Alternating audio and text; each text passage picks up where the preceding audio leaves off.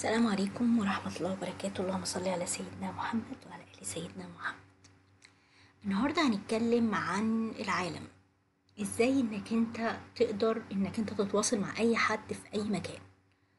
طبعا الكلام ده كله مش هنقدر ان احنا نعرفه واحنا قاعدين في مكاننا الا اذا حاولنا ان احنا نفكر شوية. يعني من الاخر الفرق بينك وبين اي شخص في العالم ان طريقة تفكيرك محدودة. يبقى اي حاجة في الكون عايز تعملها اعرف انك انت في مليارات بيعملوها. يبقى الحاجة الوحيدة اللي تفرقك عن غيرك عشان الحاجة دي ما بتعملهاش ان طريقة تفكيرك محدودة. يعني ايه طريقة تفكيرك محدودة؟ يعني انت بتفكر بنفس النمط اللي اتربيت عليه، في نفس النمط اللي البيئة بتاعتك بتقولك فكر بيه، في نفس النمط اللي تخزن في معلومات في نافوخك بقالك سنين انك تفكر بالطريقة دي. يعني الالوان اللي انت بتشوفها في حياتك بتشوفها بالطريقه اللي اتعلمتها من وانت صغير، مع ان في ملايين الالوان، لكن انت ما تعرفش غير احمر اخضر اصفر ابيض اخضر. اوكي، تعرفش ان في بيج، ما تعرفش ان في كريم، ما تعرفش ان في درجات من الدارك بلو اللي هي الازرق الغامق، الازرق الفاتح، السماوي، الزهري، الوردي، البيربل اللي هو البنفسجي. الحاجات دي كلها ليها درجات كتير. احنا بنتكلم ليك على الالوان عشان الالوان دي عبارة عن اي حاجة في حياتنا. احنا نعرف الابيض والاسود. اي حاجة في الكون بيبقى فيها اساسيات، لا ابيض لا اسود، لكن في الوسط في بينهم حاجات كتير بتعبر عنها. زي واحد بيعرف يطبخ، واحد ما بيعرفش يطبخ. طب السؤال بقى، بيطبخ ايه؟ هو ده اللي في الوسط، ده اللي بين الابيض والاسود، دي الالوان اللي في الوسط اللي انت لازم تجمل حياتك بيها وتلون حياتك بيها. ليه انت زي ما انت قاعد؟ لانك انت ما بتحاولش تغير طريقة تفكيرك. احنا ما بنقولش ان طريقة تفكيرك غلط، بس بما انك انت مش قادر تحقق ذاتك لحد دلوقتي. يعني ايه تحقق ذاتك؟ يعني تبقى راضي عن حياتك. اوكي، مش راضي عن حياتك عشان انت في الكومفورت زون بتاعتك، انك انت قاعد في القاعة الهوائية اللي انت حاططها حواليك وبتحمي نفسك بيها ورافض تعمل اي حاجة. لا، احنا بنتكلم عن الحياة الحقيقية، ان تبقى حياتك الحقيقية مقبولة. مقبولة بمعنى انك راضي عنها، مش قاعد بقى تروح شغلك عشان انت المفروض شكل اجتماعي تروح تشتغل، مش رايح تتجوز عشان انت شكل اجتماعي تبقى متجوز، تخلف عيال عشان يبقى عندك عيال شكل اجتماعي، اروح اتعلم عشان شكل اجتماعي، اروح المدرسة عشان شكل اجتماعي. لا، الاشكال الاجتماعية دي كلها احنا عايزين نستفاد بيها، دي كلها ادوات عشان تعيش حياتك حياة كريمة. ربنا خلقها لينا زي كده ما خلق لك بابا وماما وعيلتك وجدك وعمك وخالك وصحابك وولادك وأحفادك. كل دي مكونات عشان يبقى ليك البيئة الخاصة بتاعتك والمحيط بتاعك عشان تحس بالراحة فتبدع في حياتك. لو انت قاعد كده هوت متضايق، يبقى اعرف انك انت طريقة تفكيرك لازم تتغير، لان كل الناس عايشة. اشمعنى انت في دلوقتي بقى سايب كل النعم اللي في حياتك وقاعد تفكر في الحاجة اللي قرفاك؟ يبقى انت العيب فيك. ماشي، حطوا في بالكم، طول ما انت مش راضي يبقى العيب فيك، مش في حياتك، مش في المحيط اللي حواليك، مش في المجتمع اللي حواليك، لانك انت اللي اقنعت نفسك ان دي حدودك. انت اللي اقنعت نفسك انك ما تقدرش، انت اللي اقنعت نفسك انك ما تعرفش، انت اللي اقنعت نفسك انك مستحيل تاخد الحاجة دي. ماشي، لكن غيرك ملايين ومليارات بيعملها في نفس اللحظة اللي انت اقنعت نفسك بيها. وفي طرق رزق كتير جدا جدا جدا، فلو سمحتوا اخرجوا من اللي انتوا حاطين نفسكم فيه. انت بني ادم، بني ادم يعني ربنا خلقك تعمل اي شيء في الكون، سخر لك كل الكون اللي حواليك ده. انت ليه ما بتعملش حاجة؟ عشان انت ده قرار ذاتي انت اللي واخده انك ما تعملش اي حاجة في الحياة. فده حاول تخرج من الفكر دوت. انت مش لازم تبقى زي ما بابا وماما عايزين، مش لازم زي ما انت عايز، مش لازم زي ما المجتمع عايز، مش زي ما مراتك عايزة، مش زي ما اخواتك عايزين، مش زي ما صحابك، مش زي ما المدير بتاعك في الشغل. لا، انت ممكن تبقى قاعد في مكانك بتبدع وبتستمتع بالحاجة اللي بتعملها، وكل ما هتستمتع بيها وتستوعبها اكتر كل ما هتلاقي طرق جديدة انك تعمل الحاجة بيها. نعملها بأقل طريقة من الإجهاد وبأسرع وقت وأكبر جودة. طبعا احنا ليه بنقول لكم الكلام ده كله؟ مش بنرغي في نافوخكم، احنا بنفهمك انت مش شجرة، تقدر تتحرك. ماشي، تقدر تسافر، تقدر تعمل كل حاجة. ازاي؟ لو غيرت طريقة تفكيرك. طيب، طبعا طريقة التفكير دي مش هتيجي في لحظة أنا قرر أن أغير طريقة تفكيري، مع إن في ناس بتقدر على الموضوع دوت، بس يعني البوينت اللي احنا هنتكلم فيها النهاردة إزاي نطور إمكانياتي. طب زمان كان واحد الطريقة اللي احنا متعارف عليها إن أنا أروح المدرسة، المستر أو الأستاذ بتاعي أو الأستاذة تديني العلم، فأنا أحل عليه تمارين، أحفظ الدرس، خلاص أروح أمتحن، هوبا نسيت كل حاجة. ماشي. طبعا الطريقة دي في ناس كتير بتقدر انها تستفاد منها وبتوصل فعلا لمناصب وحاجات كويسة، وفي ناس خلاص هي مجرد ما الدرس خلص خلصت المعلومة. وفي ناس لحد دلوقتي فاكرة اللي كانت بتاخده في المدرسة ومؤثر في حياتها وبتستخدمه كل يوم، ونعمة وفضل من الله، ربنا علمهم وزادهم من فضله. طب احنا كأشخاص دلوقتي، احنا كبار او صغيرين في اي مكان في العالم وعايزين نطور فكرنا ونطور حياتنا، لازم ان احنا نتعلم ازاي نعمل كوميونيكيشنز مع الحاجات، ازاي اتصل بالناس اللي حواليا، ازاي اتكلم معاهم. طب بما ان احنا في عالم مفتوح والعالم دوت لا ملوش حدود، ممكن وانت قاعد كده هو بتكلم واحد في امريكا، واحد في فرنسا، عندك شغلك مع عميل في الصين، عندك جالك شغل دخلت على ويب سايت بيتكلم الماني، دخلت على ترانسليشن مع عميل مثلا فرنسي، ازاي تتكلم معاهم. اول حاجة خلي بالك ان اللغات كلها واحدة، كلنا بنتكلم نفس اللغات بنفس الامثال بنفس الكلمات بنفس الجمل بنفس ردود الفعل بنفس كل حاجة، اكلاتك نفس الاكل، انواع الاكل واحدة، الشرب واحدة، الكلام واحد، ردود الفعل واحد، كلكم اتجوزتوا وخلفتوا وعشتوا وبتاع، وكلنا شبه بعض. البني البشر كلهم في العالم نفس الحاجة، اللي انت هتفكر فيه نفس اللي قدامك بيفكر فيه. ماشي. ايه اللي بيفرق؟ ان مثلا واحد بيطبخ الرز مسلوق والتاني بيقليه مثلا، واحد تالت بيحط عليه بيض، واحد تالت بيحط عليه بيض ولبن ويحطه في الفرن يبقى مقرمش، رز معمر. واحد تالت يسلقه عشان ما يعجنش، واحد تالت لا يحط له معيار شو الرز المية بتاعته كويس فما يعجنش، واحد تاني يلفه في رولز كده هو تعمله السوشي. الفكرة انت بتستخدم الاساسيات اللي في حياتك باي طريقه، هو ده اللي بيختلف بقى بلد عن بلد. ماشي. يبقى احنا كلامنا لازم نتقنه، ولازم نتكلم صح، ولازم نحاول ان احنا نعلم نفسنا صح. هنرجع لموضوعنا الاساسي اللي احنا بنتكلم فيه النهارده، اللغات. انت طبعا عشان تيجي انك انت تطور نفسك لازم تتعلم لغات. ما ينفعش يبقى انا اللي اتعلمته في المدرسه اللغه العربيه الفصحى وعايز شغل باللغه العربيه الفصحى.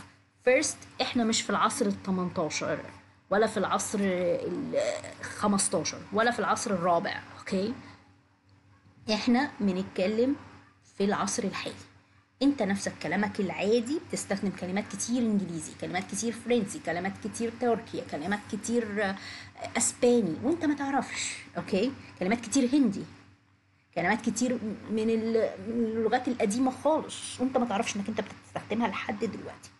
فطبيعة الإنسان الثقافات كلها بتحتك ببعض وبتخلينا إن إحنا نحاول إن إحنا نستوعب الأشخاص اللي حوالينا وفكرهم والتطور اللي هم وصلوا له، ونحاول إن إحنا نتكيف معاهم ونقدر إن إحنا نبدع، بالعكس نكون أحسن منهم.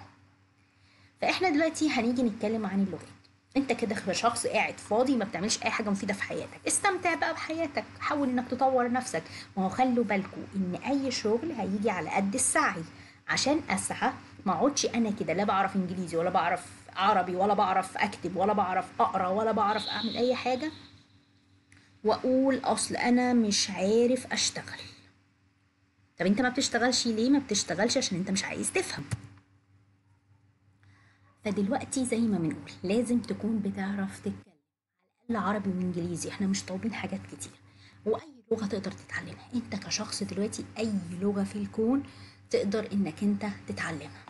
طيب في عندنا بعض الادوات السهله البسيطه اللي انت قاعد بدل الولاد كده هو تستغلوا الصيف، ان بدل الولاد كده قاعده ولا طول السنه ماسكه جيمز ادخلهم بقى يلعبوا جيمز حقيقيه ويتعلموا في نفس الوقت ويقدروا ان هم يجيبوا رزق ليهم.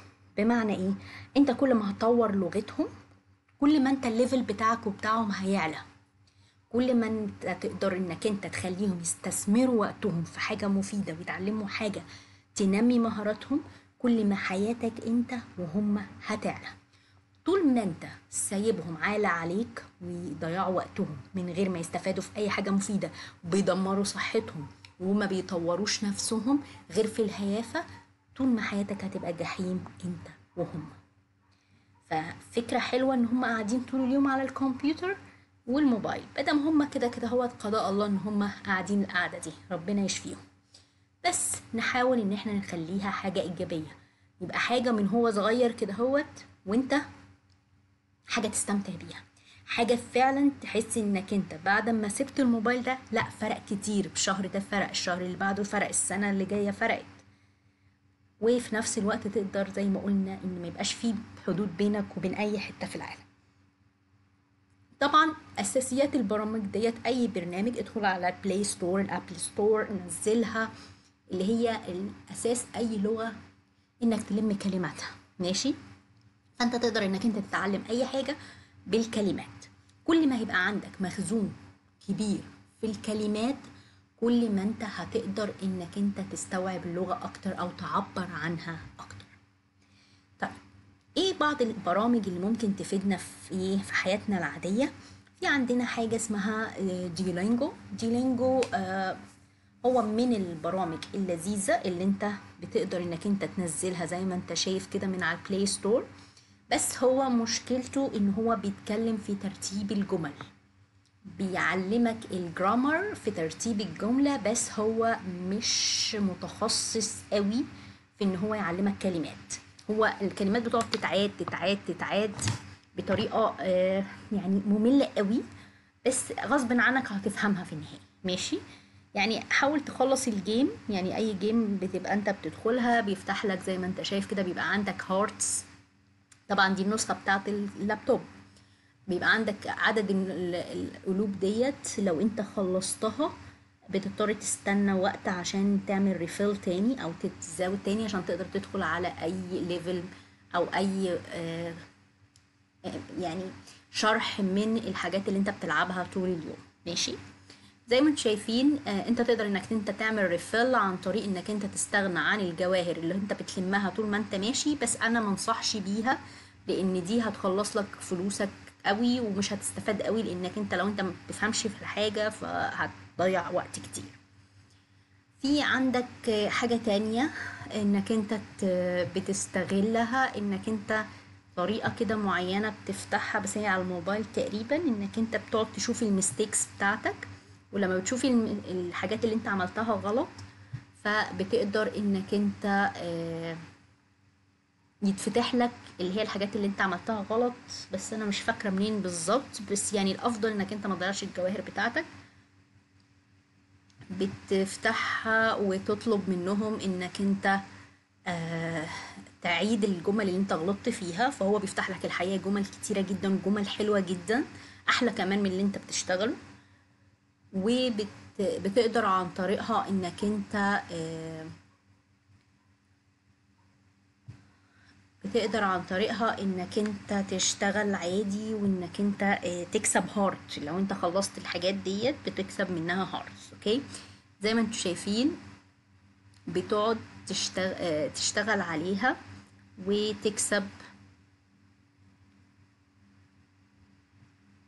ويعمل لك كده منافسات بينك وبين صحابك، ممكن تدخل يقول لك انت كسبت كذا، انت عملت كذا، ابدا اشتغل، يعني بيعلمك الليترز اللي هي الحروف، بيعلمك ازاي نطقها لما تدوس عليها، ازاي تكتبها، ازاي فرق الساوند زي ما بنقول فيه او اي، الحاجات دي كلها اللي هي الفتحة والضمة والكسرة بس في بعض اللغات.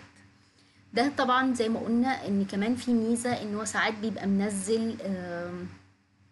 منزل بعض الستوريز، بعض القصص باللغة، مش في كل اللغة نازلة، وبتبقى تختار هنا هو بتدخل على اللغات، بتقدر انك انت تختار لغات كتير جدا وانك انت تتكلم فيها، فدي حاجة بتبقى حلوة جدا، وبالذات انك انت زي ما قلت بتضيف صحابك، وصحابك دولت هما اللي بيقدروا ان هما يساعدوك او يعني بصوا هناوت مثلا في اللغة الاسبانية منزل كمان بودكاست يا جماعة للناس اللي ما تعرفهمش.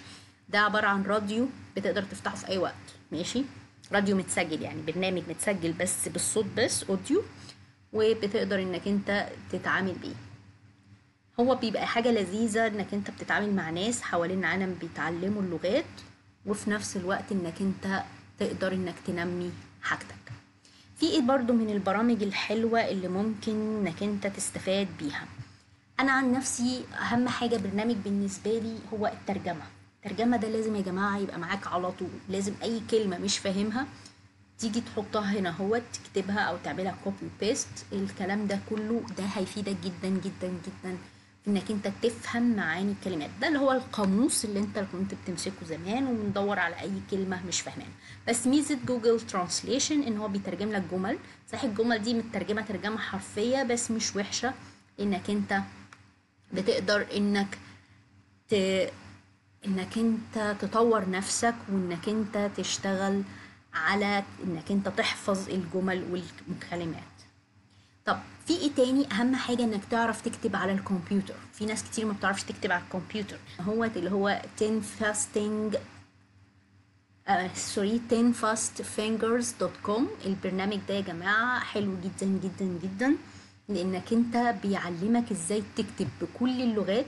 بيبقى عندك الاول تايبنج تيست ان هو بيديك الدقيقة تقدر تكتب فيها كام كلمة بصوا في الدقيقة، وتقدر انك تعمل ريفرش وتعمل لوج ان بتاعك عادي، وتختار اللغات اللي انت عايزها. وفي نفس الوقت بيقولك لو انت عايز تنزل نص معين تكتبه، نزل النص بتاعك واكتبه.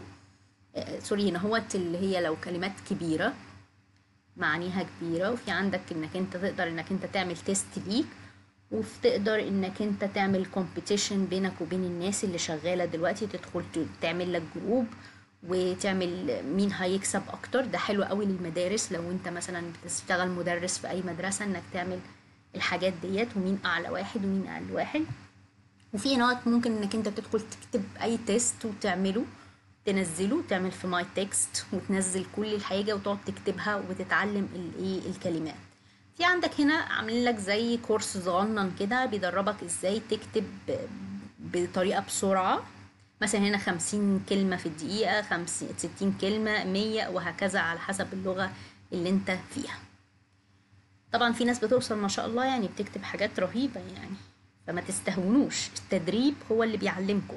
اتدرب اتدرب، ما تسيبش صحابك، ما تسيبش اهلك، ما تسيبش اي حد الا لما تتدرب. وانت بتدخل عادي من الجوجل وبتعمل لك اكاونت. ميزة الاكاونت انك انت هتقدر انك انت يعمل سينك، يعني هيربط الاجهزة الديفايسز اللي انت شغال فيها، وحتى لو انت لغيت البرنامج ونزلته هو خلاص سجل النتيجة بتاعتك. فانت مش محتاج انك انت تدخل من اول وجديد وتشوف اخبارك ايه، او ال انت اشتغلت ايه وما اشتغلتش ايه. بصوا يعني انا هوت الحاجات اللي انت كسبتها عملت كام، وهنا بيقارن بين الكلمات اللي انت عملتها، وانت السنة اللي فاتت عملت ايه وما عملتش ايه.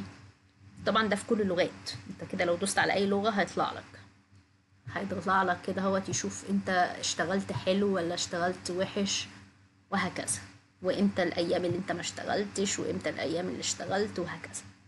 فكل دي حاجة حلوة جدا انك انت تحاول انك انت تنمي نفسك. طبعا عشان تشتغل البرنامج دوت بيبقى عندك برنامج لازم تتعلم ازاي تكتب بالعشر صوابع. العشر صوابع دي هتفرق معاك جدا جدا في الكتابة، ومحدش يستهون بيها. آه لانك انت لو انت ما بتعرفش تكتب مش هتعرف تشتغل، وهتاخد وقت كتير جدا. فانا هنا هوت عندي في البرنامج ده اسمه freetypinggames.net. بيبقى عندك الليسونز لو ما تيجي تفتحها بيعلمك ازاي تكتب بالايه، بالعشر صوابع. بيقول لك مثلا حط ايدك على صباعك على الجي والاف اللي هي الت والب، وابدأ انك انت هتلاقي علامة كده تحاول تحسس كده، هتلاقي في حاجة بارزة فيها، وتبدأ تعمل ستارت وتكتب الكلام اللي ظاهر معاك. هتدوس مسافة، هتدوس اف، وهكذا.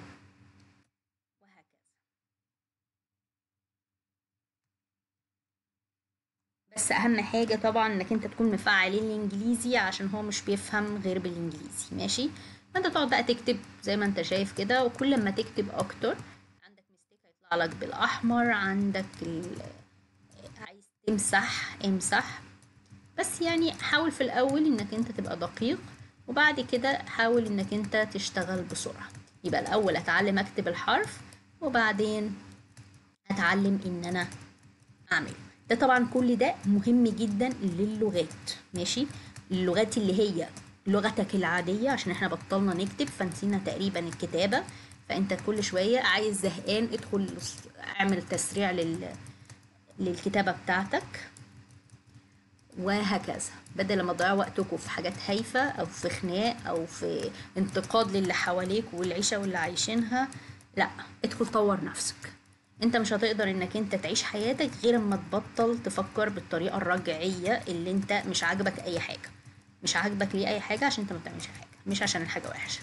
غيرك بيعمل وبيكسب قد كده. هنا زي ما انتم شايفين بيطلع لك كتبت كام دقيقة، كام كلمة في الدقيقة، والمفروض تعمل 15 كلمة، أنا عملت 39 وهكذا. وتبدأ الكورس اللي بعده وتغير بقى إيه الحاجات اللي انت عايزها. خلصت الحرفين دولت، ادخل اتعلم الحروف في الإنجليزي وشوفها بالعربي إيه.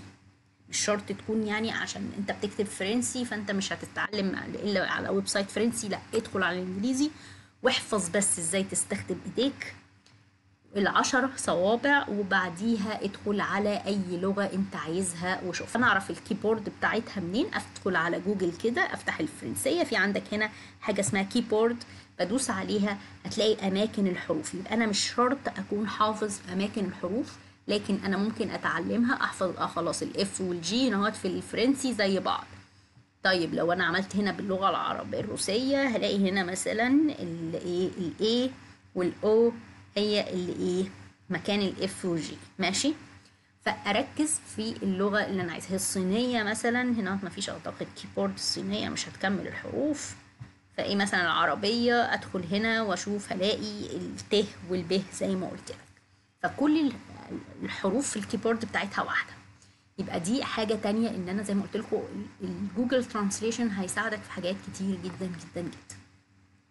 انا مثلا عندي صورة عايزة اعرف ترجمتها، انزلها من هنا. عندي اكتب، عندي مستند، عندي موقع الكتروني عايزة ترجمته، او كل ده ينفع. في عندك خاصية تانية على الموبايل انك انت بتقدر انك انت تترجم، عشان ناس كتير قوي تقول لك انا ما اعرفش، انا مش فاهم، انا مش عارف احل الامتحان. حبيبي امسك الموبايل بتاعك وافتح ايه، وافتح ال افتح الموبايل بتاعك وانزل منه افتح الكاميرا، يعني ادخل اختار اللغة وافتح الكاميرا، وبعديها اختار انك انت اختار انك انت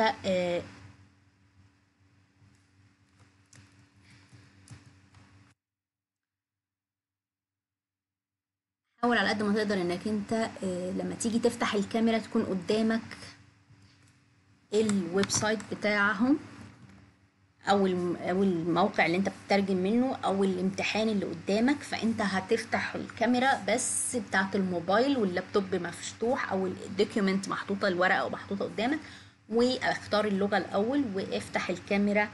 بس تتاكد انها الناحيه التانية، وتثبت ايديك كويس جدا. اسند مثلا كوعك على اللابتوب على جسمك، المهم ما تحركش الكاميرا، وهتلاقي الترجمه نزلت اوتوماتيك. ما عرفتش وايديك بتتهز، صور البتاع دي، وبعد شويه تلاقي الكاميرا قالت لك اختار الكلمات اللي انت عايز تترجم. بس الاول اختار اللغه، الاول اللغه، عشان اللغه هي اللي هتفرق معاك. ماشي؟ تاني حاجه عندنا برضو عشان نلم الكلمات، او تالت حاجه، ان احنا هننزل حاجه اسمها فان ايزي ليرن. فان ايزي ليرن دي بتنزل على الموبايل بس يا جماعه، انا ما شفتهاش نازله على اللابتوب. زي ما انتم شايفين بيبقى عندك لغات كتير جدا جدا.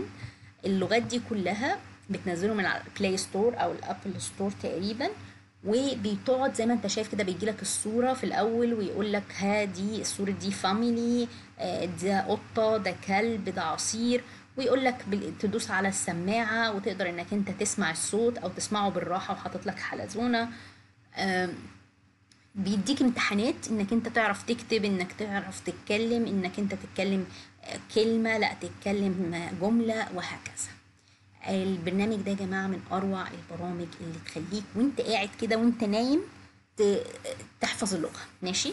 وبيديلك الحروف، ازاي تكتب الحرف يمين شمال، الحاجات دي كلها بطريقة سلسة وبسيطة، بتخليك تلم فعلا كلمات كتيرة جدا. يعني فعلا من أروع البرامج اللي الواحد اتعامل معاها في حياته. والبرنامج ده مجاني، فادخلوا على الفري ترايل بتاعه، بس في ناس يعني ممكن تدفع فلوس لو عايز تدخل على البريميوم بتاعه. بس يعني انا ما برشحش اي حاجه بفلوس. ليه؟ لانك انت اتعلم وبعد كده ادخل بقى في الليفلز بتاعت الفلوس، ما تضيعش فلوسك عشان هما بيحسبوا فلوس شهريه. يبقى انا ما ضيعش فلوسي غير اما اقدر ان انا خلاص يبقى معايا راس مال بقى فادفع براحتي، فاهمني؟ لكن في دلوقتي انت حافظ، لو الحاجه تقدر تشتغل فيها مجانا اشتغل فيها مجانا. طيب، في طبعا برامج كتير جدا، بس انا دي احسن برامج استخدمتها. اهم حاجه عندنا يا جماعه اليوتيوب. اليوتيوب ده اروع حاجه انت ممكن انك انت تستفاد بيها. طب هو اكتر حاجه جميله في اليوتيوب ايه؟ اولا انت بتدخل على عادي على جوجل وبتكتب اليوتيوب وبتفتحه عادي زي ما انت شايف الصوره بتاعته كده اهو. طيب، ايه اللي يخلي ان الحاجه ديت تبقى انت تقدر تستخدم اليوتيوب؟ ايه ميزته انك انت بتتعامل مع اهل البلد. انا ما بروحش بقى للمستر بتاعي، الله اعلم هو بيقرا اي اكسنت، انا ما اقدرش طريقه النطق بتاعته انا ما اقدرش اعرف هو كلامه صح ولا غلط، انا باخد اللي هو بيقوله لي حتى لو غلط. ليه؟ لان انا ما اعرفش افرق بين اللغات. ما اقدرش افرق بين لغه باريس، لغه الامريكان اكسنت، بريتش اكسنت، اللغه الهنديه اللي بيكلموا انجليزي، لا. طب انا هعرف ازاي؟ عن طريق ان انا ادخل اشوف حياتهم، اشوف مسلسلاتهم. ليه بقول مسلسلات؟ عشان المسلسلات اولا ممله، وقصتها هايفه، ومتعاده مليون مره، وما فيهاش حاجه تشغل فيها مخك، هو كلام عمال يتعاد عمال يتعاد. فانت كل ما تسمع المسلسلات بتاعتهم كل ما هتركز الكلمات اكتر، لانك انت هتبقى مش مركز في القصه، مركز في طريقه النطق. لكن لو انت اتفرجت مثلا على فيلم بتبقى مركز في الاحداث، لو اتفرجت على اخبار، لو اتفرجت على برنامج ثقافي، الحاجات الثقافية دي كلها بتخليك لازم تركز في معنى الكلام، وانت مش هتقدر تلقطه. ده ليفل تاني بعد ما تخلص مرحلة انك انت تستوعب اللغة وتفهمها. اليوتيوب يا جماعة زي ما قلنا هو ميزته انك انت بتقدر انك انت تستخدمه استخدامات كتيرة جدا. احنا النهارده هنتكلم على استخدام ازاي اقدر ان انا خلاص دلوقتي بتعلم اللغة وعرفتها وفهمتها. طب ازاي اقدر ان انا اكتبها وانطقها؟ في ناس كتير قوي بتتعلم اللغات وبتعرف انها تستوعبها. انا خلاص دلوقتي دخلت على الفيديو، هنقول الطريقة بسرعة ازاي انك انت تفهم اللغة. ان انا بفتح الفيديو عادي جدا على اليوتيوب، بحدد اللغة اللي انا عايزها.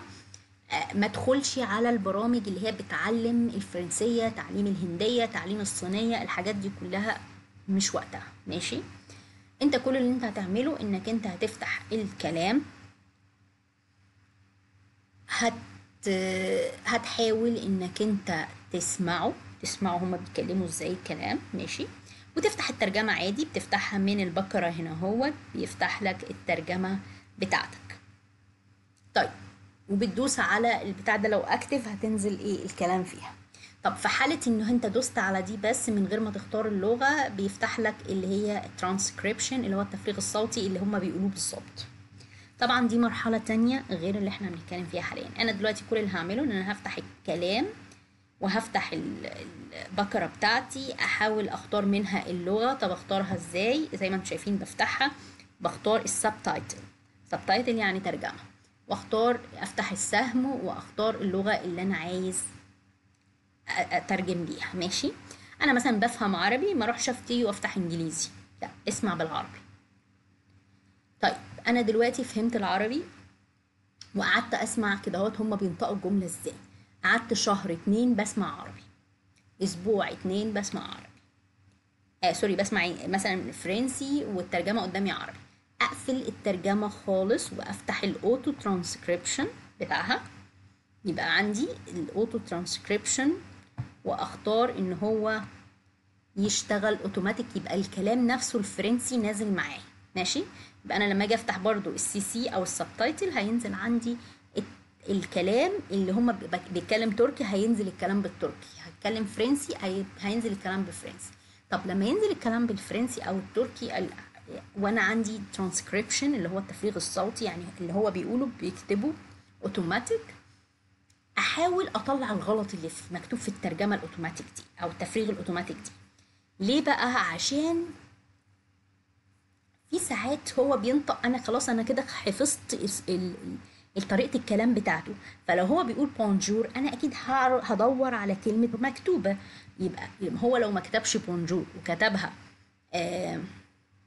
بون ايه مثلا، فانا عرفت ان مفيش الجور ديت اللي هي اليوم، بونجور يعني صباح الخير او يوم طيب. اوكي. فانا لو انا احاول على قد ما اقدر اطلع الكلام اللي انا بسمعه من الكلام اللي مكتوب بنفس اللغه، انا خلاص عرفت الترجمه وعرفت القط ان الجمل دي وخلاص. اوكي. اقعد الكلام دوت برضو اعمله كام شهر او كام اسبوع على حسب انت بتتفرج، مش اقل من نص ساعه يا جماعه فيديو في اليوم. بعد كده هوت اقدر ان انا ارجع تاني للترجمة واشوف الترجمة بتاعتي ديت هو بيترجم صح ولا. يعني جوجل، خلوا بالكم ان اليوتيوب دوت بيترجم بالذكاء الاصطناعي مش ناس اللي بتترجم، فهتلاقي غلطات ساعات مش كتير، يعني النسبة بتاعتهم حوالي 98%. ده برضو هتستفاد منه لو فتحت السي سي والحاجات ديت في التفريغ الصوتي، في المشاريع التفريغ الصوتي انت مش لازم تكتب المشروع كله. ماشي. انا ممكن ادخل هنا اهوت وانقل الكلام واتاكد، اقارن بين الكلام اللي هم بيقولوه والكلام اللي موجود صح ولا لا في اللي هي الفيديوهات اللي بيحط التفريغ الصوتي بتاعها على اليوتيوب. طيب دلوقتي انا خلاص خلصت المرحله ديت وبحاول ان انا اطور نفسي وبحاول ان انا اكتب واتكلم. هو طول ما هو بيتكلم وقف وعيد الجملة. هو بيقول بونجور تو سوري بونجور تو كليمون، اروح اقفل كده هوت واقول بونجور تو كليمون. اوكي. مش عارف ايه مثلا بيقول لي جو مابيل لورا، اقفل واقول جو مابيل لورا. ممكن اجي بقى بعد شويه اطور نفسي اقول جو مابيل مثلا شيماء. ماشي. جو مابيل محمد، جو مابيل احمد. ماشي. Aujourd'hui, je vais vous parler de ma journée au bureau. اقعد اعيد نفس طريقة النطق اللي هو بينطقها. ينطق اخر الحرف انطق اخر الحرف، ينطقش اخر الحرف ما انطقش اخر الحرف. ماشي. يبقى انا هعيد زي البغبغان كده وراه. Je me suis réveillée à 7 heures. يبقى انا ايه؟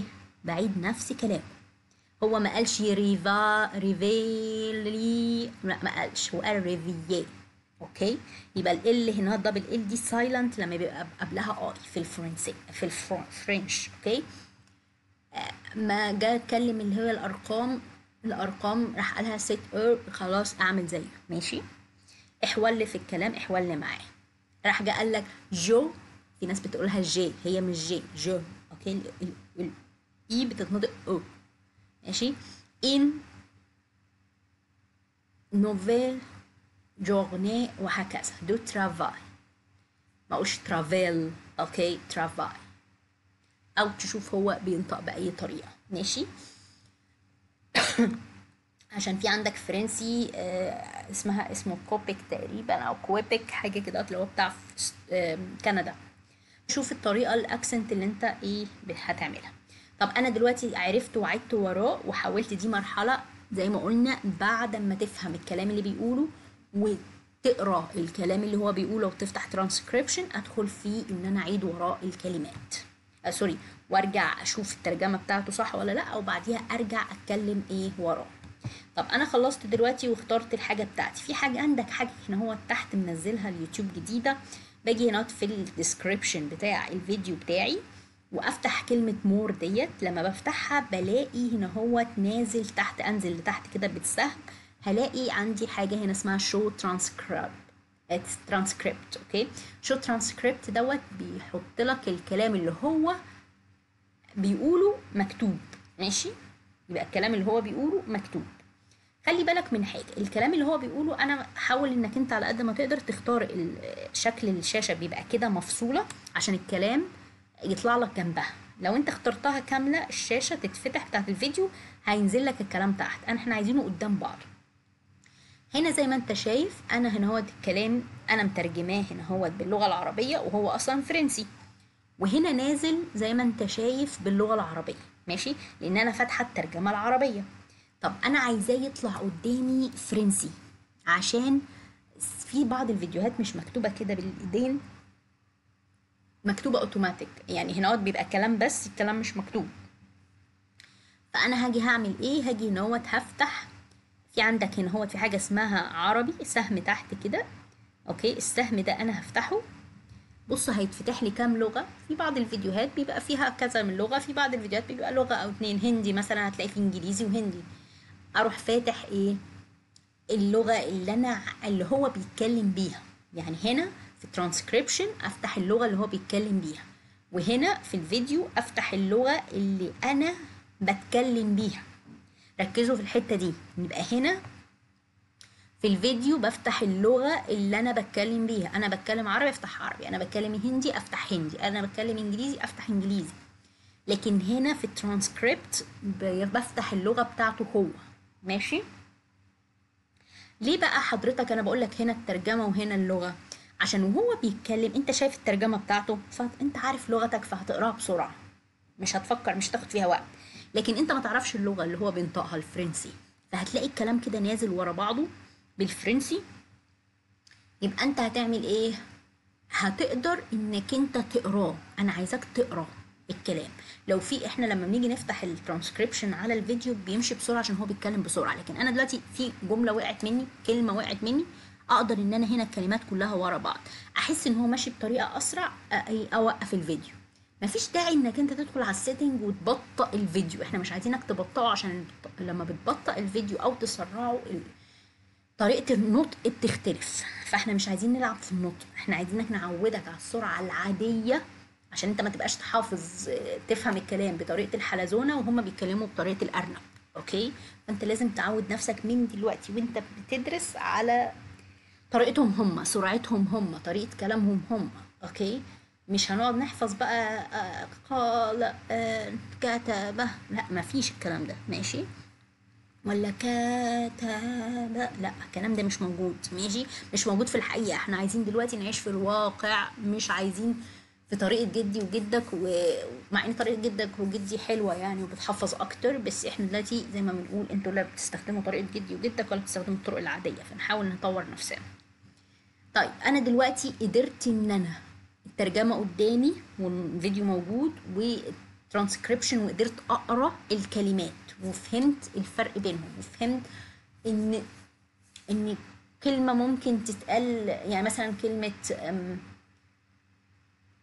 يعني في كلام كتير ممكن اقول لا، ممكن اقول لا، يعني يعني ممكن اقولها بطريقة التعجب، ممكن اقولها بطريقة النفي، ايه ده حصل، لا مستحيل، اوكي. وفي ممكن اقول لا مستحيل، يبقى الاولانيه كانت تعجب، لكن بعد كده هوت انها ايه فعلا ما حصلتش، اوكي.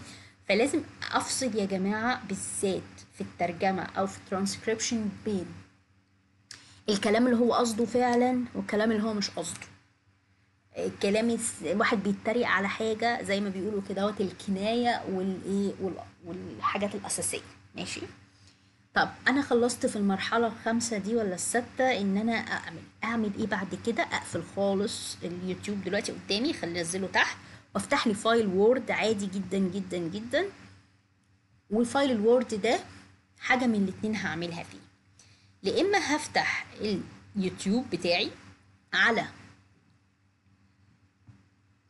يا اما هفتح اليوتيوب بتاعي على زي ما انتم شايفين كده هو صفحه يوتيوب عاديه مكتوب فيها قصه مكتوبة أو محادثة أو أي حاجة مكتوبة بالكلام، يا إما هفتح الإيه اليوتيوب بتاعي وأبص على الحتة بتاعت الترانسكريبشن دي وأوقف الفيديو وأحاول أكتبهم. بعد شوية خلصت الخمس ست سبع جمل دولت، أدخل على اللي بعدها وأدوس بلاي وأكمل، بلاي وأكمل، أوكي. طب هنوصل للمرحلة الأخيرة في تعلم اللغات. قبل المرحلة الأخيرة دي أنا دلوقتي خلاص بكتب عادي في فايل الوورد، أتكلم وأنا بكتب هو بيقول ايه. يعني هو دلوقتي انا قافل الاوديو ما بسمعش وبكتب، يبقى انا اقول bonjour à tous, avant de commencer je vous demande d'activer la fonction de traduction afin d'améliorer. اوكي، بصوا مش لازم تكون عارف اللغة، ما تخجلش لو انت بتتلخبط، مش مشكلة. انت احسن من ناس كتير. اهل البلد اللي انت بتتعلم لغتهم ما يعرفوش غيرها، فانت احسن كتير. انت بتتعلم لغة جديدة، ما تتكسفش، ما تهنش حد عشان بيصلح له بالراحة، فهمه بالراحة. ماشي؟ لما حد يجي يتكلم معاك باللغة ما تتريقش عليه، هو بيحاول انه يطور نفسه، بالعكس انت ساعده وتيجي تتكلم صح. انا خلاص عرفت النطق ان الكلمة دي في ناس بتقولها ان سويت، هي غلط، المفروض تقول on switch. اوكي، هنا عرفت ان دي هنا هوت اللغة. في ناس بتقولها فوز، لا هي فو، الاس سايلنت، الحروف الاخرانية في الفرنش سايلنت. هنا هو زي ما قلنا في ناس بتقولها جي، هي مش جي، هنا مفيش اي، هنا اي اللي هي بتتنطق بالفرنسي او، او خفيفة كده او، يبقى جو. اوكي جو خفيفة. ماشي؟ هنا مثلا مش موي، هنا هو موا، موا. اوكي، يبقى انا خلاص عرفت الاكسنت وانا بكتب، اعيد كلام اللي انا اقراه بالطريقه اللي ايه اللي انا اتعلمت ان دي طريقه النطق. ماشي؟ طب لازم نفرق برضو في حاجه تانية قبل ما ندخل على التطبيق اللي بعده، ان في فرق شاسع بيني انا مثلا في مصر بنطق الفرنش بطريقه، او بنطق الانجليش بطريقه، او بنطق الكلام او التريد ماركس، الماركات العربيات، ماركات الحاجات دي بطريقه، وفي فرق بين النطق الاساسي بتاعتها في الشركات بتاعتها او في البلد الام. يعني بي ام دبليو مثلا بتتقال بي ام في، اوكي، في المانيا عشان المانيا اللي مصنعاها. انا بقولها بي ام دبليو عشان انا بنطقها بالانجليزيه. اوكي، لو رحت تركيا اقول لك بي في، بي في. ماشي؟ كل بلد بتنطقها باللهجة بتاعتهم، فده مش معناه انه غلط، بس حاول توصل للنطق الصح. مثلا اوديو مثلا هي اسمها اودي، اوكي، عشان هما برضو الالمان بينطقوها الاي يو بتنطقها او، اودي. اوكي، مثلا هاواي، جزر هاواي كلنا عارفين جزر هاواي هي بتتنطق ازاي. في امريكا بتتنطق هوائي. ماشي؟ هوائي عشان اخرها دبل اي. اوكي، ده مش معناه انك انت بتنطق غلط، بس انت اسمك نطق مثلا انجليش بتاع شمال افريقيا، بتنطق انجليش مثلا بتاع الهند، بتنطق مثلا الفرنش بتاع بلاد المغرب، بتاع افريقيا. ماشي؟ ده مش معناه انك انت عشان ما بتنطقش بالاكسنت بتاعت البلد دي يبقى انت بتنطق غلط، لا انت ليك لهجة مختلفة عشان يتحدد انت من اي بلد. لكن احنا كاشخاص بروفيشنال لازم نعرف نتكلم صح ونعرف الفرق بينهم، نعرف بين الامريكان اكسنت والبريتش اكسنت والاكسنت اللي احنا بنتكلم بيها. ماشي؟ لازم نتعلم صح عشان احنا بنشتغل شغل، الشغل لازم يتعمل صح. العميل لو ما خدش الشغل صح مش هياخد ايه شغلك صح، مش هيقبل الشغل، مش هتاخد ولا مليم، هتشتغله بس. طب في عندك حاجة تانية اسمه وات باد. وات باد دوت ممكن تنزله على الكمبيوتر وبتاع. مشكلة وات باد ان هتلاقي فيه ساعات قصص عشان ناس كتير بتكتبها، فهتلاقي القصص دي ممكن تكون حاجات كويسة، ممكن فيها حاجات مش لذيذة، حاجات يعني ناس كبار. انا ما بعترفش بين كبار وصغيرين، انا بعترف ان شخص محترم وشخص مش محترم. ماشي؟ فالمهم لما تيجي تقرا اقرا بروفيشنال، والنبي بلاش المراهقه المتاخره، يعني بلاش الحرمان المطلق اللي عند ناس مريضه. يعني حضرتك لما تيجي تقرا اقرا الكلام كويس، اسمع الكلام كويس، اقرا قصه كويس، اقراها من الناحيه العلميه مش من الناحيه ان انا بسلي وقتي. اوكي، يبقى انا دلوقتي لما اجي هقرا مثلا عايزه انجليزي افتح قصص انجليزي، عايز مثلا هندي هلاقي قصص هندي، عايز اقرا مثلا آه، تركي هلاقي قصص تركي. بصوا هتلاقي عندكم ما شاء الله كل انواع القصص، فانت يعني استمتع بالمتعة انك انت تقدر انك انت تلاقي حته انك انت حته شبهك، بمعنى ايه؟ ان انا اقدر ان انا الاقي حاجات، انا عايزه اتكلم بالفرنسي او اشوف حاجه بالفرنسي اشوفها، عايز الاقي حاجات بالعربي اشوفها، عايز الاقي حاجات بالهندي اشوفها. يعني مكان حلو قوي انك انت تلاقي بكل اللغات، بالصيني، بالتركي. بصوا اي لغة انت عايزها على الواد باد هتلاقي ناس داخلة بتكتب قصص زي وزيك. بس بعد اذنكم، الواد باد مشكلته ان هو عالم مفتوح. فزي ما بقول، اتقوا ربنا وحاول انك انت تقرا حاجات كويسة. ولو في بارت كده جالك مش لذيذ او في حاجات مش كويسة، عديه. مش هتتقطع ايديك لو ما عدتهوش، بس هتتقطع في الاخره لو انت ما عدتش التاسك دوت. ماشي؟ يعني بصوا، بلاش الحاجات اللي بتجيب مرض نفسي. ماشي؟ الحاجات دي مش كويسه عشان صحتكم. ما تقولش انك انت ربنا مش شايفك، لا، هو ربنا شايفك 24 ساعه وبيقول لك الحاجات الحلوه اللي تفيدك مش اللي تضرك. فاحنا ما نحاولش نهمل في صحتنا وفي حالتنا النفسية ونتفرج على الحاجات الوحشة دي. ماشي؟ انا ليه بتكلم معاكم؟ عشان في ناس مع الاسف بترفض تستخدم الحاجة لمجرد ان الحاجة دي في ممكن يطلع لها مشهد او موقف وحش. لا، انت ممكن انك انت آه تتحكم انك انت تشوف حاجة كويسة طيبة او حاجة وحشة. انت بتفتح التلفزيون بتتفرج على حاجة كويسة، غيرك ممكن يفتحوا يشوفوا حاجة وحشة. ايه الفرق بينكم وبين بعض؟ انك واحد عامل نفسه زي البهيمة، ماشي، البهيمة هي اللي محركاه، واحد تاني عقله اللي بيحركه وبيقدر ان هو يتعامل بآدمية مع نفسه مش مع حد تاني. طيب نرجع تاني. انا دلوقتي عرفت ان انا اترجم وعرفت اكتب وعرفت انطق وعرفت الاكسنت نفسها بتنطق ازاي. هنوصل لمشكلة كبيرة جدا جدا جدا بتوصل لها في بعد ما تتعلم. انا دلوقتي بتعلم وبيرفكت وفاهم وعارف اترجم وعارف اكتب وعارف انطق وعارف اتكلم، بس اجي اشتغل على مواقع الترجمة ميح، ما بيقبلونيش. زي مثلا عندك في موقع هنا هو اسمه وان فورما. وان فورما دوت موقع حلو جدا جدا للناس اللي بتشتغل في الترجمة. ومع الأسف في ناس كتير جدا تيجي تختبر تلاقي نفسها ما بتتقبلش. هي مش فاهمة، هي ترجمت صح بس هي مش فاهمة ليه ما بتتقبلش. طيب دلوقتي انت ما بتتقبلش مش عشان انت ما بتفهمش، انت ما بتتقبلش عشان الناس دي بروفيشنال قوي وعايزة شغل بروفيشنال قوي. ماشي؟ عايزة شغل كويس جدا جدا. وان فورما زي ما انت شايف كده بيبقى عليها شوية حاجات تجنن، بمعنى تجنن، فيها شغل رهيب وفلوسه بالهبل بالهبل، فعلا بالهبل. انك انت بتتعامل بالساعة، بتتعامل بالألف كلمة، بتتعامل بحاجات، يعني بتاخد فلوس وانت قاعد كده في مكانك بتلم فلوس كتيرة جدا بصراحة. يعني هو موقع محترم جدا والعميل بيروح له مخصوص. عشان كده بقول لك انت لما انت تتقي ربنا و... وتتعامل كويس، تتقي ربنا في الحاجات اللي بينك وبينه الناس مش شايفاها. احنا كلنا حلوين قدام بعض لكن مين فينا فعلا كويس؟ اوكي؟ زي ما انت شايف هو وان فورما في عندك سيرتيفيكيتد كتيرة قوي انك انت لازم تعمل السيرتيفيكيت دوت، يعني زي امتحان بسيط كده، شوف انت بتفهم في الحاجة ولا انت داخل تهبل وبس.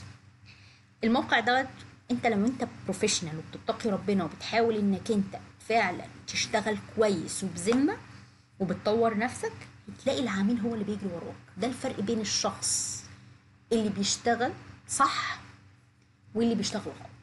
اللي بيشتغل غلط هتلاقي دايما هو اللي بيجري ورا حاجات ما بتجريش وراه. ماشي؟ ويروح بقى يستخدم ذكاء اصطناعي، يروح يستخدم اي حاجة يعطل بيها مخه ويبقى فات سنة 2 3 وهو مطورش نفسه بأشياء. اتطور في الامكانيات والاسباب لكن مطورش نفسه. يعني لو راح كده هو خدنا منه الكمبيوتر لا يفقه شيء. يبقى انا ما بقولكش ما تستخدمش الحاجات دي، بس طور نفسك معاها. حاول توجد لك عالم واقعي، ما تعيش دايما في عالم الوهم. الكمبيوتر لو تاخد منك الموبايل ما تبقاش انت ولا حاجة صفر على الشمال، لا، انت لازم تبقى بني ادم مطور نفسه، استغل حياته في حاجة. علمك هتسأل. الانسان لما بيموت بيسأل عمرك بما معناه يعني الحديث فيما قضيته. ماشي؟ علمك عملت بيه ايه؟ ماشي؟ يبقى انت عندك اجابه قدامك بنفسك كده هو وانت قاعد كده في يومك عندك إجابة لنفسك. مش بلم فلوس وبس، الفلوس ملهاش قيمة، عشان لو انت الفلوس أغلى منك يبقى انت ملكش قيمة، وانت طول ما انت ملكش قيمة هتلاقي الفلوس ملهاش قيمة. انت لازم يبقى قيمتك أكبر من الفلوس. ماشي؟ زي ما انتم شايفين هنا هوت على وان فورما بتلاقي هنا هوت نوع البروجكت، في عندك داتا كوليكشن، في عندك ترانسكريبشن، في عندك internal judging الحاجات التحليلية. أهم حاجة احنا عندنا الترانسليشن. زي ما انتم شايفين هنا في عندي 111 مشروع نازلة. وزي ما قلنا في عندك فوق هنا هوت اللي هي السيرتيفيكيتد، اللي هي التيست او الحاجات اللي انت المفروض تشتغلها عشان يعرفوا انت بروفيشنال ولا لا. احنا هنتفرج على الموقع الاول وبعديها اقول لكم سر الموقع ده ازاي توصلوا له.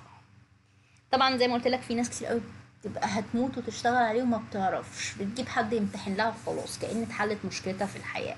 لا، مشكلتك لسه موجودة يا جميل. ليه؟ لانك انت اللي هتشتغل، مش الشخص اللي انت جبته اديت له فلوس او قلت له تعالى خد نسبة من الشغل بتاعي. انت اللي هتشتغل، يبقى لازم انت اللي تفهم، يبقى انت اللي تعرف تختار.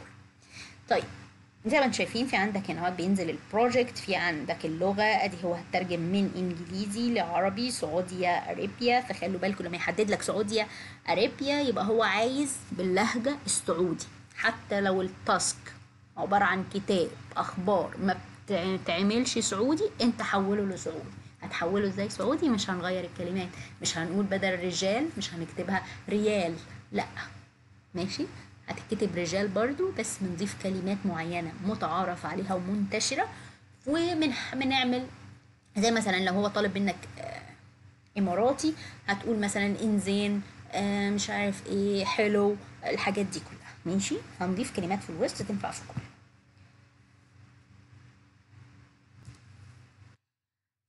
زي ما قلنا هندخل هنلاقي هنا هوت عندنا المشاريع، هننزل كده بالمسطرة فوق وتحت وهنشوف المشروع اللي احنا عايزينه، ونتأكد ان اللغة هو عايز من عربي لانجليزي وهكذا. بتدخل تعمل تشوف اكتر شروط. لو سمحتوا لو سمحتوا لو سمحتوا ما تدخلش تشتغل من غير ما تشوف شغلك ايه لازمته في الحياة، انت هتستفاد ايه منه. هنا زي ما انتم شايفين محطوط 48 من 100 من 1000 للكلمة الواحدة. يعني لو ضربتها في الألف كلمة مثلا هيطلع لك ب48 دولار الألف كلمة. 48 دولار الألف كلمة، حلو جدا. يعني انت الأوديو الواحد بيبقى مثلا مثلا فيه مش أقل من 10-20 كلمة. ماشي؟ يبقى انت اما تاخد مثلا تعمل 100 أوديو وتاخد 48 الأوديوهات صغنونة على فكرة، لو كبيرة هتاخد أكتر من كده كلمات. فانت لما تيجي بس خلي بالك انت بتتعامل الاوديو بتاعه هو او الترجمه اللي حاططها هو كام كلمه، مش اللي انت ترجمتها. انت ترجمت كام كلمه، هو ما يهموش ترجم ان شاء الله 10,000 كلمه، هو ماله. المهم عنده ان الكلام اللي هو كاتبه هو عدد الكلمات بتاعته عشان يعمل ميزانيه مشروع. ماشي؟ عشان في ناس بتيجي بقى تفتكر ان انا لو زودت الكلمات هتاخد فلوس اكتر. لا، مش ما زودت ما زودتش مش هتاخد فلوس اكتر. ماشي؟ المهم تترجم صح عشان ما تطردش من المشروع. ماشي؟ هنا مثلا زي ما انتم شايفين بيبقى حاطط لك نوع المشروع والترجمة من لغة كذا. اللغة الأولانية هي اللي موجود بيها المشروع وانت هتترجمها للغة التانية، وكاتب لك الايه الاختبار اللي هو طالبه، وكاتب لك المتطلبات requirement، انك تعرف انجليزي، تعرف مثلا عربي اماراتي، لازم انك انت يبقى عندك عندك معلومات يعني عن اللغات، تقدر انك انت عارفين يا جماعه لما تيجوا تترجموا، استنوا هحكي لكم الحكايه دي بعد شويه. لازم يقول لك ما تشتغلش اقل من 4 ساعات في اليوم، عشان في ناس بتدخل نص ساعه وتمشي، تحجز مكانه بس، واللي ياخد الاكونت وعايز ياجره وملقاش حد يشتغل عليه فركنه على جنب. لا حرام.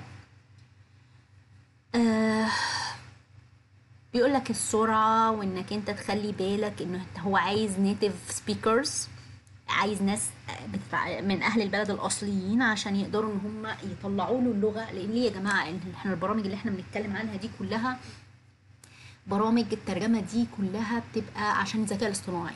ازاي انت تخلي الموبايل بتاعك تقول له اي كلمه ينفذ لك اللي انت عايزه. في جهاز كده بيحطوه في البيت اسمه سيري، او في مثلا اليكسا، حاجات كده مثلا وانت شغال في العربيه بتفتحها يقول لك حود يمين، زي جي بي اس كدهوت، يقول لك حود يمين حود شمال، الحاجات دي كلها ماشي. فبصوا زي ما انتم شايفين اهوت الاي دي بتاعه، الوقت بتاعه، وبيقول لك هيخلص في 12 31 12 السنه دي. هو بدأ من 15/4، احنا النهارده 11/6. آه زي ما انت شايف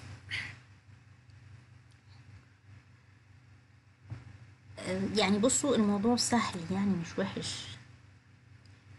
هو هنا محدد لك الريكويرمنت الحاجات اللي انت المفروض تعملها. عندك الجايد لاين، عندك الريت، عندك لازم يبقى فيه سي في ليك. هنا بيقول لك الاوبننج لسه فاضل 60 مكان، ممكن 60 شخص يدخلوا. يعني احنا مش بنعرفكم الحاجات ديت غير عشان تفهم ازاي تبدأ، ازاي تشتغل باللغات بتاعتك. انت لو عملت فلوس هتقدر انك انت تحس انك عملت كيان ليك، عملت بني ادم جديد ليك، فيرجن جديد ليك، نسخة تانية ليك ماشي. يعني زي ما انتم شايفين اللي هي التستنج المطلوبات، الحاجات المطلوبة بجيبها من certifications and survey، او انك انت مثلا بتدخل على البروجكت وتيجي تقدم فيه تعمل ابلاي فيقول لك ها هتدخل تمتحن الامتحان. بص انا بدوس على ابلاي بيفتح لي الامتحان اللي انا همتحنه، يقول لك ها انت موافق على الحاجات دي، موافق انك انت ما انك انت قريت كل الحاجات المطلوبة، عشان لما هو يجي انت تقول ما حصلش. عشان هو بيقول لك ما تستخدمش مثلا الذكاء الاصطناعي، عملت عبيط ورحت استخدمت الذكاء الاصطناعي يبقى والجي بي تي والحاجات دي كلها، يبقى ما تزعلش انك مش هتقبض والاكونت بتاعك هيتلغي كمان هيقف. فانت بقى هتستغبى تستعمل ماشي. وبصوا يا جماعه هنرجع لموضوعنا الترجمة. الترجمة يا جماعة دي عبارة عن ليفل عالي جدا، حاجة راقية جدا جدا جدا في اللغات. انت متخيل كل كلمة باباك ولا مامتك ولا جدك ولا المدرس بتاعك ولا صاحبك ولا اي حاجة درستها في حياتك الترجمة دي انت بتستخدمها فيها؟ اه والله لما مجرد ما يجيلك اي كلمة جملة تترجمها تقعد تفتكر شريط حياتك وايه اللي حصل. دي ماما قالت لي كذا، ده احنا كنا فاتحين التلفزيون وكان المذيع بيقرا بالطريقة الفلانية. يعني بصوا في مليون طريقة لكتابة الكلام من لغة للغة، في ملايين الطرق، لكن ايه بقى الطريقة اللي هو عايزها؟ انا افتكر مثلا لما تيجي تكتب جواب للشركه، انت لما تيجي تقول لها اعمل كذا كذا كذا، طبعا انا في الشركه مش هقول له اعمل كذا كذا، فبنقول ايه بالصيغه كده المعينه، نقول برجاء عمل اللازم في واتخاذ الاجراءات. عارفين الفورمه دي؟ هي الفورمه دي الترجمه. مثلا انت لما تيجي تنزل في الشارع مثلا تروح فرنسا مثلا، لما تيجي تتكلم مش هتتكلم مع ناس تقول لهم بونجور كومونت سافا مش عارفه ايه الحاجات دي كلها، كومونت ليفو الحاجات دي كلها، لا مش هتتكلم كده. انت هناك الناس اللي هي في اللغه العاميه العاديه لك سافا سافا وهكذا ماشي. يعني احنا مثلا في مصر بيقول لك مثلا مش هروح اقول له كيف حالك. يعني بطلوا تترجموا بالطريقة الحرفية اللي هي بتاعت الشات بوت والذكاء الاصطناعي، وان انا اترجم كلمة كلمة كلمة كلمة دي مش فيها حياة، انت لغيت الحياة بتاعت الجملة، موت الجملة. فانا مثلا لما اجي اقول ايه كيف حالك، صباح الخير كيف حالك، احنا في مصر بنقول ازيك عامل ايه ماشي. يبقى انا لما اجي اتكلم عربي مصري ما اقولش كيف حالك صباح الخير ماشي. احنا ممكن اقول صباح الخير بس يعني انت فاهمني ان انا ما تتكلمش بلغة الكهوف او بلغة من 1000 سنة او بلغة من 10 سنين ماشي. لا هم عايزين دلوقتي في اللحظة دي الناس بتقول ايه ماشي. بالذات البرامج بتاعت الذكاء الاصطناعي، الا لو انت بقى رايح تترجم كتاب هو مش فارق معاه، عايز حاجات بقى اساسية، عايز لغة فصحى، الحاجات دي كلها طبعا دي بقى هتحكمك في طريقة تانية للكلام. يبقى انا الاول عشان اجي اترجم اعرف اترجم لمين، اعرف اترجم باي طريقة، اتذكر كل حاجة سمعتها في حياتي، درجة حرارة سيليزيوس فهرنهايت، الحاجات دي كل حاجة انت ممكن تتخيلها عدت عليك في حياتك وانت بتترجم تلاقي شريط حياتك كده عدى عليك. وتستمتع بيه كمان، مش بس احداث تحسي ايه ده انا دكتور الفيزياء قال كذا، ده مش عارفه ميس الكيمياء قالت كده. انت متخيل انت هتعيش حياه كامله؟ الترجمه دي حاجه مهما وصفتك لا ليفل تاني تماما، رقي تاني تماما. تحس انك انت بدات بقى تتعامل مع الناس دبلوماسيين، قنوات فضائية، مواقع عالمية، شركات كبيرة، بتتعامل مع بيزنس يطلبوك كده يقول لك تعالى ادخل ترجم اجتماع بين رئيس مجلس إدارة شركة كذا وشركة كذا. طبعا ده الليفل اللي بعد اللي احنا هنتكلم عنه. بصوا يعني شغلها راقي بطريقة رهيبة. يتصلوا بيك تقول لك تعالى احنا هنعزمك تسافر مثلا امريكا، تغطي مؤتمر هناك، الحاجات دي كلها. بصوا يعني فعلا فعلا شغلها رهيب. وانت قاعد كده تدخل على السفارة دي ولا على ده، ولا حد يقول لك عنده مشكلة في حاجة، واحد صاحبك يقول لك اصلا انا رحت تركيا وحصلت لي مشكلة ترجم لي الوثيقة ديت. يعني فعلا عالم تاني، حياة تانية، ماشي، فاستمتعوا بيها. طبعا اخر مرحلة احنا بنتكلم عنها في الترانسكريبشن او الانتربريس او السبتايتلز والحاجات دي كلها. بنتكلم عن ايه؟ بنتكلم عن الترجمة المباشرة. انا دلوقتي اولا وظايفها رهيبة وانت بتاخد بالساعة، ماشي، بس لازم قبل ما تيجي تشتغل في الترجمة تحاول تاخد عربون عشان تتأكد ان اللي انت بتترجم له ده فعلا هيلتزم. بخصوص يا جماعة الناس، عشان في ناس كتير قوي بتدخل لها، بتدخل تلاقي ناس بعتين لها ويقولوا لها يا روحي قلبي ما لقيناش غيرك احسن واحد في الكون، تعالى ترجم لنا الحتة الفظيعة دي، ويديله موقع على التليجرام فيسبوك. الحاجات دي كلها بيبقى نصب يا جماعة. بيقول لك تعالى هديك 30,000 وترجم لي 10 صفحات. ديت الحاجات دي نصب، ماشي. وحتى لو هي بالمبالغ دي وفعلا حاجات فظيعة، بتبقى انت بتروح تدور على الناس دي، مش الناس دي اللي بتدور عليك، ماشي. بيبقى في قاعد طوابير كده عشان يترجموا لهم. فانت مش الفلتة الوحيدة اللي وقعت من الكون وفاهم كل حاجة عشان تيجي الشركة تقولك بليز ارجوك خلي عندك دم وتعالى اشتغل عندنا، ده احنا موقفين الكون كله منتظرين سيادتك. الحاجات دي كلها تشك فيها، اوكي. كل ما يبقى المشروع تافه ولذيذ كده وسهل بزياده والعميل بيجري وراك، شك فيه. بس ما تشكوش فيا عشان انا بجيب لكم شغل، فانا بجري وراك عشان تشتغل، مش عايزه منك حاجه. مفيش شغل بتدفع فيه فلوس، مفيش شغل تبعته للعميل لما تيجي تترجم، ترجم له كده تصور له كام صفحه كده هوت بالموبايل وابعتها له وقول له حضرتك ابعت الفلوس عشان ايه ابعت لك الترجمه، ماشي. عشان في حالات كتير ناس بتدخل كده تستغبى وتفتكر بقى ان ربنا هيبارك وما تعرفش ان ربنا هيخسف بيها قريب، ماشي.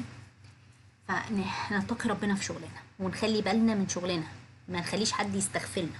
زي ما قلنا التليجرام لا، الفيسبوك في حاجات كتير فيك، حتى لينكدين لقيت ان في ناس بتقول ان في حاجات فيك. ما بعتش شغلي كامل، ابعت 3 صفحات من 20 اللي هو طالبهم، حضرتك ابعت لي الفلوس عشان ابعت لك الشغل، ماشي.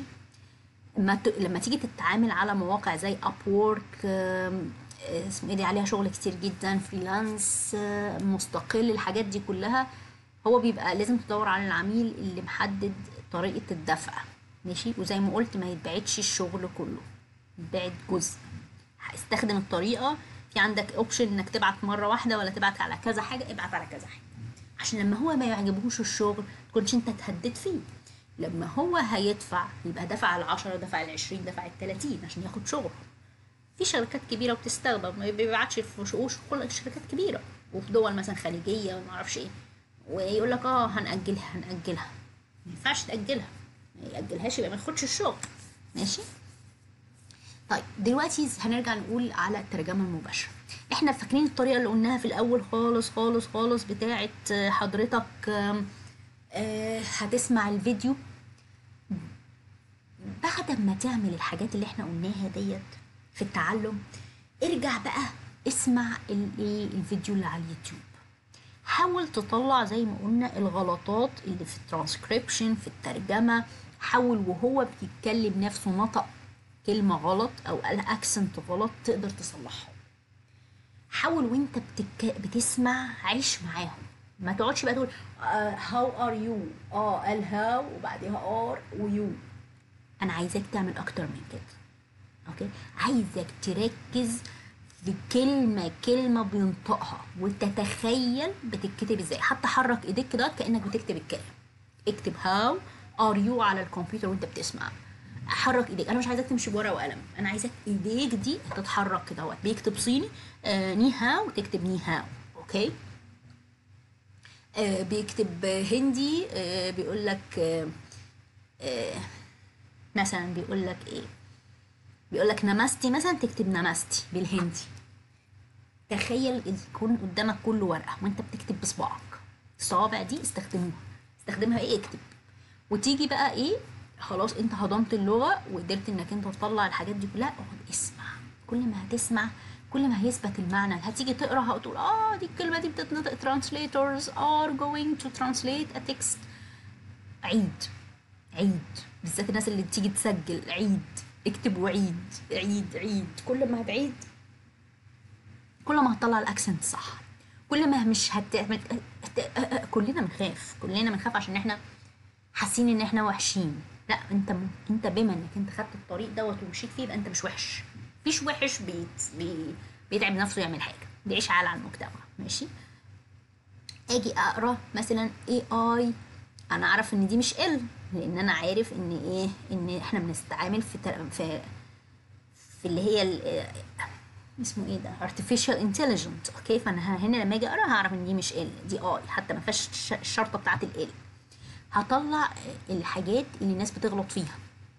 يعني انا مثلا كان عندي من فتره كده كان في واحد طالب ترجمه، فالناس كلها ترجمت، فالراجل قال لهم انتوا بتترجموا وحش قوي، مع ان الناس مترجمه بالظبط بالحرف. ففي حاجات معينه هنرجع ونقول الايه، اليوتيوب برضه. بصوا انا هرجعكم دايما لليوتيوب. زي ما انتم شايفين ان هو الكلام في فول ستوب. الفول ستوب دي لازقه في الكلمه اللي قبلها وبعدها مسافه وبعديها نكتب الحرف كابيتال لتر. ماشي. لما اجي ابدا اول حرف في الجمله ببداه كابيتال لتر. في بعض اللغات جوه ما بيبقاش لازم كله كابيتال لتر. اوكي، بس في اللغات اللي احنا عارفينها العاديه بيبقى لازم بعد الفاصله والضمه، سوري، الفاصله والنقطه وعلامه الاستفهام وعلامه التعجب بنسيب مسافه وبعديها الحرف بيتكتب كابيتال لتر. ماشي. طب سوري، الكوما لوحدها الحرف لها بنسيب مسافة ويتكتب سمول لتر، لكن اللي هي النقطة والاستفهام والتعجب لازم نقطة وبعديها الحاجة تتكتب كابيتال لتر. وانت بتترجم لازم تاخد بالك من الحاجات دي. ماشي. لو لقيت قدامك نص مكتوب غلط لازم تطلع منه غلطات عشان تطور نفسك وتبقى انت عارف اللغة صح. العميل مش عايز الحاجة خلاص براحته، هو حر. قال لك اكتبهم فوق بعض، قال لك اكتبهم تحت بعض، قال لك اكتب. المهم انت تبقى عارف الصح ايه والغلط ايه. لما اجي هنا زي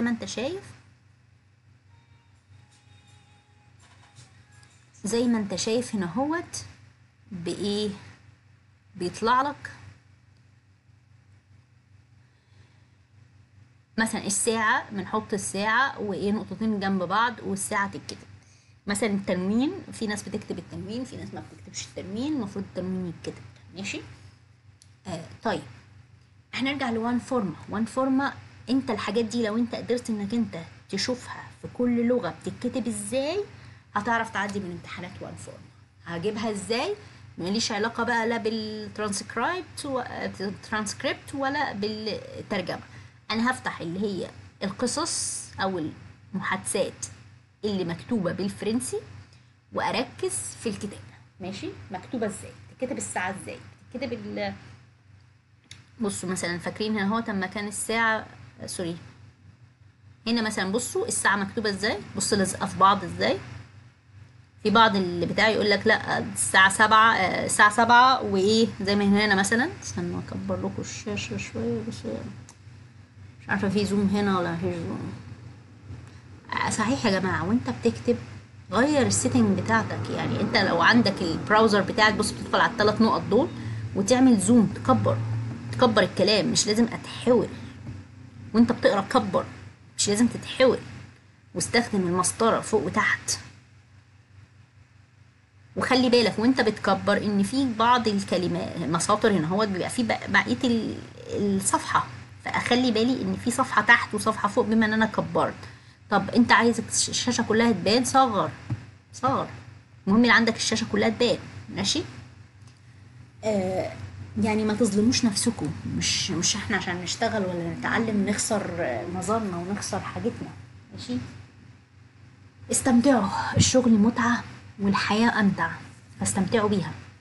ده تقريبا انت عايز تبقى بروفيشنال لو عملت اللي احنا بنقوله ده نص ساعة ساعتين في اليوم، انت فعلا هتبقى حاجة تانية، هتبقى ليفل تاني. الكلام ده على كل اللغات. فاستمتعوا وعيشوا حياتكم وما تظلموش نفسكم واتقوا ربنا، وكله طيب بإذن الله.